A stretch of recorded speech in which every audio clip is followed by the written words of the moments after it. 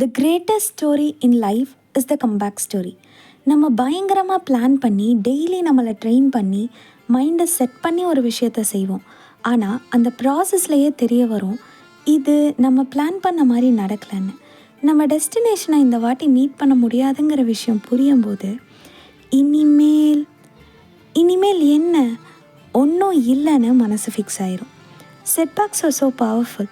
நம்ம ரொம்ப நேசித்த விஷயத்தின் மேலே பயம் வர அளவுக்கு, சில டைம் அதை வெறுக்கிற அளவுக்கு setbacks so powerful.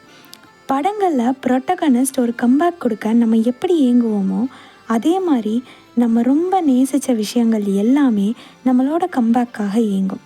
For example, Chandrayaan 2வோட கிராஷ்க்கு அப்புறம் அந்த செட்பேக்ஸில் இருந்த லெசன்ஸ் எடுத்து பல மாடிஃபிகேஷன்ஸோட சந்திராயன் 3 மூணில் சாஃப்ட் லேண்ட் பண்ணப்போ the greatest comeback of all டைம்னு இஸ்ரோ சயின்டிஸ்ட் உலகத்தையே நம்ம பக்கம் திரும்பி பார்க்க வச்சாங்க.